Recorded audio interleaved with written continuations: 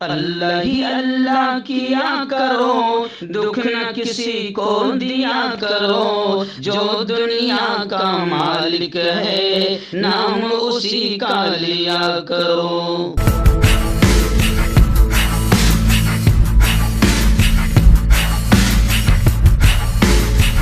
इसी महीने उम्रा के लिए हो जाएं तैयार। कांटेक्ट करें अजीम फलाही से। अस्सलामु अलैकुम वरहमतुल्लाहि वबरकातुहू। नाजरीन, इस्तकबाल है, स्वागत है आपका viral news live studio Jalgaon, Maharashtra, India में। मैं आपका मेज़बान मुफ्ती मोहम्मद हारून नदवी। आइए प्राइम न्यूज़ में आज बहुत बड़ी अहम खबर पर बात करते हैं। जी हाँ, मैं आपको बताऊं कि 57 इस्लामिक कंट्रीज, बल्कि इस्लामी ताउन जो तंजीम है, जी हाँ, इस्लामी ताउन जो तंजीम है जिसमें 57 मुल्क है, उन्होंने अब भारत को आंख दिखाना शुरू कर दी है। यानी ये एक थोड़ी सी चिंताजनक खबर है कि उन्होंने भारत को आंख दिखाना शुरू कर दी है। और अब यूँ समझिए कि कहीं ना कहीं वो, खैर वो तो बात की बातें हैं कि क्या होगा, लेकिन इतना तो ज़रूर हो गया है कि अब हमारे मुल्क में जो घटिया और नीच हरकतें भगवाधारी कर रहे हैं, इसकी वजह से अब पूरे इस्लामी ममालिक के हम और हमारा प्यारा मुल्क दुश्मन बनता जा रहा है। इस दुश्मनी का सबसे बड़ा क्या नुकसान होगा? अगर 57 इस्लामी मुल्कों ने अगर हमसे दुश्मनी की तो हमारे प्यारे मुल्क भारत का कितना नुकसान होगा। भाजपा की वजह से, आरएसएस की वजह से, विश्व हिंदू परिषद की वजह से, बजरंग दल की वजह से और इन तमाम लोगों की वजह से जो यहाँ पर मुस्लिम कम्युनिटी पर जुल्म कर रहे हैं, सता रहे हैं, उसकी वजह से हमारे प्यारे मुल्क का नुकसान क्या होगा। और उन मुल्कों में जो हमारे भारत के भाई, चाहे वो हिंदू हो, मुस्लिम हो, क्रिश्चियन हो, जैन हो, बौद्ध हो, ब्राह्मण हो, जो भी हो, सिख हो, पंजाबी हो, जो बाहर मुल्कों में काम करते, उनको क्या नुकसान होगा, ये आप थोड़ा सा 7 मिनट निकाल कर पूरी खबर देखिए, क्योंकि गोदी मीडिया, रखेल मीडिया इसको नहीं दिखाएगा। और जब इन इस्लामी मुल्कों ने हम पर थूकना शुरू किया और हमारी बदनामी जब वहां पर हो रही है और उन्होंने जब बोलना शुरू किया, तो फिर मुख्तार अब्बास नकवी साहब कैसे तिल मिलाए, भाजपा कैसे तिल मिलाई और कितनी बेशर्मी से झूठा बयान दे रहे हैं कि यहां पर ऐसा कुछ नहीं हो रहा है मुसलमानों के साथ। तो ये मैं पूरा बयान करूंगा, क्योंकि दूसरा कोई इसको इस अंदाज में बयान नहीं कर रहा है, इसलिए आप पूरी खबर देखें 5-7 मिनट निकालकर और दूसरों तक भी जरूर पहुंचाए। खैर, आइए, खबर कुछ इस तरह की है कि अब हिजाब विवाद को लेकर, हिजाब पर जो हुआ, मुस्कान का मामला जो गरमाया और हिजाब का जो तनाज़ा हुआ उसको लेकर, और कुछ दिनों पहले पिछले महीने में जो हमारे भारत के कुछ आतंकवादियों ने जिस तरीके से धर्म संसद, अधर्म संसद ली, धर्म संसद के नाम पर, और वहाँ पर जो मुसलमानों को मारने, काटने, कत्ल करने, दंगे और फसाद की जो बात की है, ये धर्म संसद। अब जाहिर बात है कि इसमें भगवा आतंकवादी ही थे, सब नहीं, क्योंकि उसमें कुछ अच्छे लोग भी थे जिन्होंने बाकायदा वहीं पर उन आतंकवादियों का, जो आतंकवादियों की तरह जबान बोल रहे थे, वहीं पर कुछ साधु संतों ने उनका विरोध भी किया।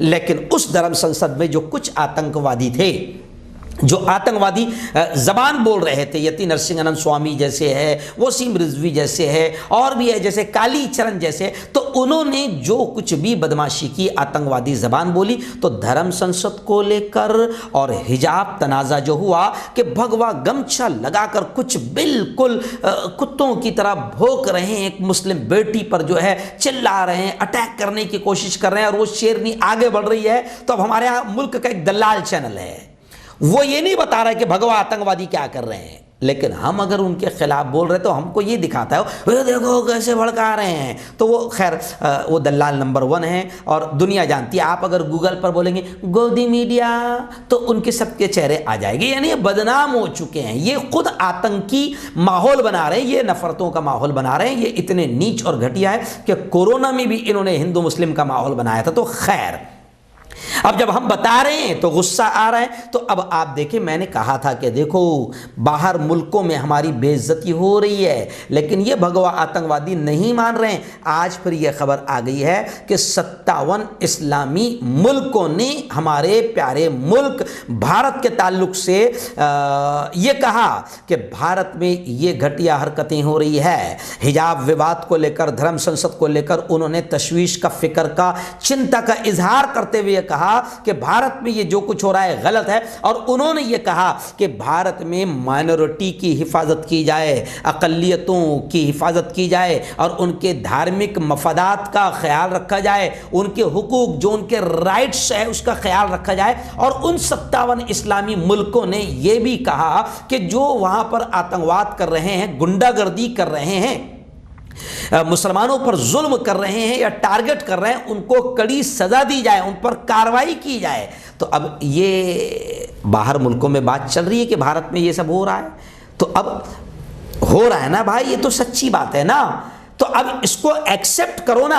लेकिन ये और झूठ पर झूठ बोल रहे हैं, क्योंकि जब अब्बा झूठ बोलते हैं तो बेटे क्यों नहीं झूठ बोलेंगे। तो अब नीचे जितने बीजेपी के लीडर है वो भी झूठ बोल रहे हैं कि नहीं नहीं हमारे मुल्क को बदनाम किया जा रहा है। और जिनका नाम हमारे ही जैसा है, मुख्तार अब्बास नकवी नाम है सिर्फ हमारे जैसा, तो उन्होंने भी ये कहा कि हमें बदनाम करने की साजिश न की जाए।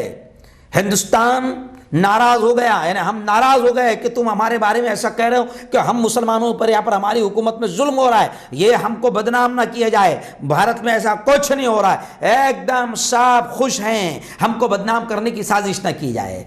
तो मुख्तार अब्बास नकवी साहब, बड़े अदब और एहतराम के साथ मैं आपको कह रहा हूँ कि क्यों इतनी घटिया बात कर रहे हो रहा है ना ऐसा। क्या हिजाब जब विवाद हुआ और कुछ लोग गमछा लगाकर एक बेटी पर दौड़े और नारे लगाकर उस पर अटैक किया, जय श्री राम के नारे लगाकर आतंकवाद का मुजाहरा किया, क्या ये हुआ नहीं कि आपकी आंखें फूट गई, कि आप अंधे हो गए हैं? मुख्तार अब्बास नकवी साहब हुआ है।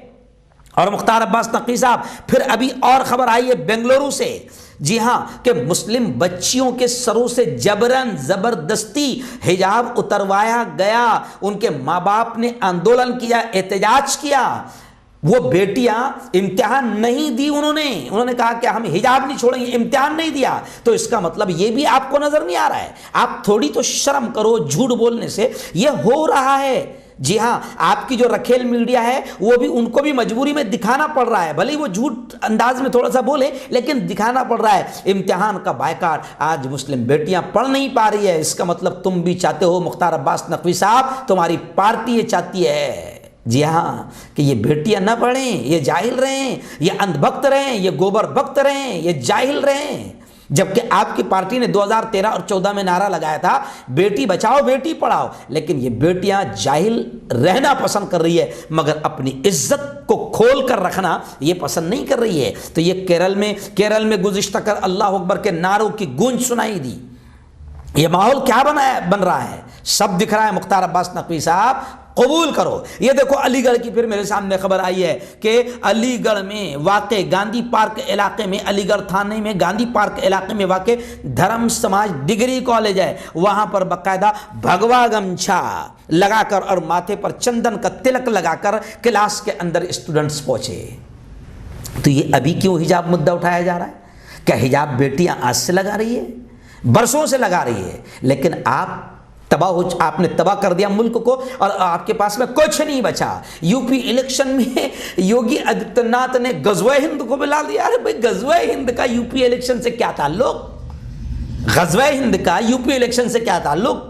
हिजाब से यूपी इलेक्शन का क्या ताल्लुक? लेकिन तुम्हारे पास बेरोजगारी तुम्हारी मौके पर बढ़ गई है, तुम्हारी हुकूमत में लोग आत्महत्या करने पर मजबूर हो गए, रेप बढ़ गया, बेटियां सुरक्षित नहीं। तो तुम इन तमाम असल मुद्दों से ध्यान हटाकर ग़ज़वे हिंद तुमने ला दिया, जिना को तुमने, पाकिस्तान को तुमने यूपी के इलेक्शन में ला दिया, हिजाब को तुमने ला दिया। जी हाँ, लेकिन लोग समझ रहे हैं और पूरी दुनिया देख रही है। साहब, कब तक के झूठ बोलोगे? थोड़ी तो शर्म करो, थोड़ी तो शर्म करो। और तुम कह रहे हैं कि हमको बदनाम किया जा रहा है। बदनाम नहीं किया जा रहा है, ये लोग देख रहे हैं। जी हाँ, ये अलीगढ़ की खबर है कि वहां पर भगवा गमछा पहनकर नौजवान जो है क्लास में पहुंचे। तो ये तमाम चीजें हो रही है और मॉब लिंचिंग किसी से छुपी नहीं है।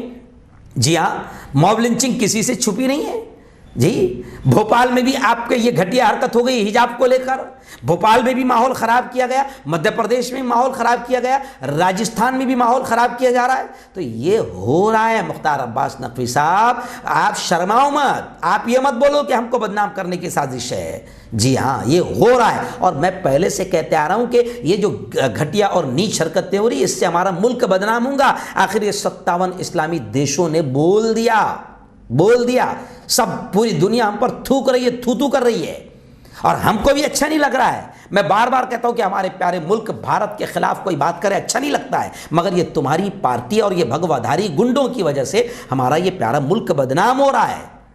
जी हाँ, इसलिए आप कबूल करो इस बात को कि ये सब चीज़ें हो रही है और आपको अगर इतनी शर्म आ रही है ना, अगर कोई हम पर थूक रहा है तो आपको अगर इतनी शर्म आ रही है ना, तो आप बाकायदा इन भगवाधारी गुंडों को रोकने का काम करो ना, इनको रोको ना, इनको बताओ कि अब्बा जी नहीं चाह रहे हैं और अब्बा जी कार्रवाई करेंगे, ऐसा आप इनको बताओ। ये रुकेगा तो खुद ब खुद हमारे मुल्क का विकास भी होगा, तरक्की भी होगी। आज बड़ी बड़ी कंपनियां हमारे यहाँ आने को तैयार नहीं है।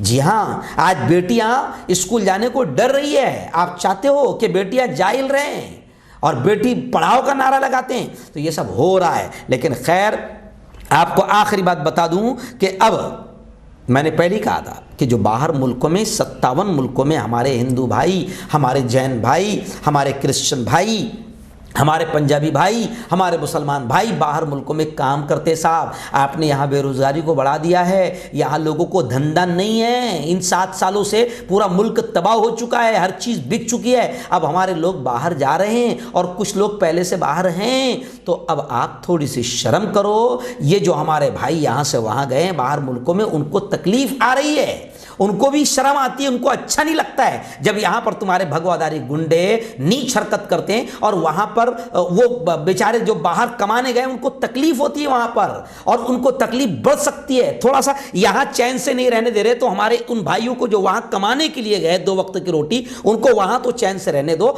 ये घटिया लोगों को, ये नीच लोगों को घटिया हरकत से रोको। और दूसरा कोई कह रहा है तो इसको मानो, शर्म मत करो, मानो इसको कि ऐसा हो रहा है। ये बदनाम नहीं कर रहे हैं ना, हम बदनाम कर रहे हैं ना ये लोग बदनाम कर रहे हैं, ये ऐसा हो रहा है, पूरी दुनिया देख रही है। खैर, अभी इस वक्त मैं आपको बता दूं कि अक़वाम मुत्तहदा UNO के बाद दुनिया की दूसरी बड़ी मूवमेंट और तंजीम समझी जाती है ये इस्लामी ताउन तंजीम। 57 इस्लामिक कंट्रीज़ उस मोमेंट में है, और वो 57 इस्लामिक कंट्रीज़ जिसमें मैं आपको बता दूं कि दुनिया के तकरीबन तमाम इस्लामी मुल्क है ना, इन तमाम लोगों ने, जिसमें पाकिस्तान है, तुर्की है, सऊदी अरब जैसे बड़े बड़े मुल्क शामिल है।